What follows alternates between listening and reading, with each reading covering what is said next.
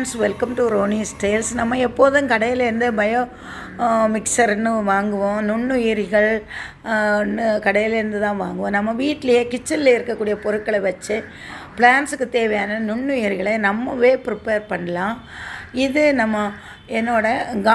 இன்னைக்கு கட் பண்ண அந்த பலாப்பழத்தோட வேஸ்ட், அதை நான் தூக்கி போட்டாலும் அது வேஸ்ட்டாக தான் போகும். இதில் நிறைய சத்துக்கள் இருக்குது. மாடுகள் சாப்பிட்டா கூட அதுகளுக்கும் ஒரு சத்து இருக்கும். நான் இதை என்ன செஞ்சேன்னா, இதை அப்படியே போட்டால் டீகம்போஸ் ஆக ரொம்ப நாள் ஆகும். அதனால் நான் இதை தண்ணீரில் ஊற வச்சு ஒரு 5 days அப்படியே வச்சுருந்தேன் ஃப்ரெண்ட்ஸ். வச்ச பிறகு 5ஆவது நாள் கழித்து பார்க்கும்போது நிறைய நுண்ணுயிர்கள் மற்ற காய்கறி வேஸ்ட்டோடு சேர்த்து நான் போட்டிருந்தேன்.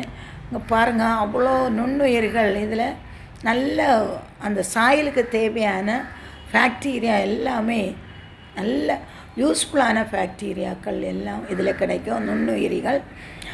இதை நம்ம ஊற்றும் போது செடிகள் நன்றாக வளர்ந்து வரும். எதுக்கு நம்ம வெளியே போகணும்? நம்ம வீட்டுக்குள்ளேயே இருக்கக்கூடிய இந்த மாடித்தோட்டத்துக்கு தேவையான உரம் நம்ம கிச்சன்லேயே கிடைக்குது. அதை இதே மாதிரி நம்ம ஊற வச்சு ஊற்றுனேன்னா சூப்பராக பிளான்ஸும் ஈஸியாக அப்சர்வ் பண்ணி எடுத்து நல்ல ஒரு ரிசல்ட் நமக்கு கிடைக்கும். பிளான்ஸ் நல்லா வளரும். எனக்கு நிறைய கீரை, கத்திரிக்காய், நிறைய கோவக்காய் எல்லாம் இது ஊற்றின பிறகு கிடச்சிது. அந்த கிளிப் என்கிட்ட இல்லை.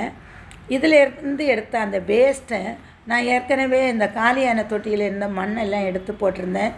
இனி இதை ரீசைக்கிள் பண்ணி செடி நடுவதுக்காக அதில் இது எல்லாத்தையும் போட்டு புதைச்சி வச்சுருக்கேன். இதுவும் ஒரு 10 நாள் ஆனால் அங்கே டீகம்போஸ் ஆகி அதுவும் உரமாக மாறி இருக்கும். இப்படி 2 in வேயில் நான் செஞ்சுருக்கேன். இதை பற்றிய கமெண்ட் சொல்லுங்கள். உங்களுக்கு இந்த வீடியோ பிடித்ததுன்னா லைக் பண்ணி ஷேர் பண்ணி சப்ஸ்கிரைப் பண்ணுங்கள். நீங்களும் இந்த வேஸ்ட் எல்லாம் வேஸ்ட் பண்ணாமல் இதே மாதிரி ஊற வச்சு ஊற்றுனீங்கன்னா சூப்பர் ரிசல்ட் கிடைக்கும். தேங்க்யூ. God bless you.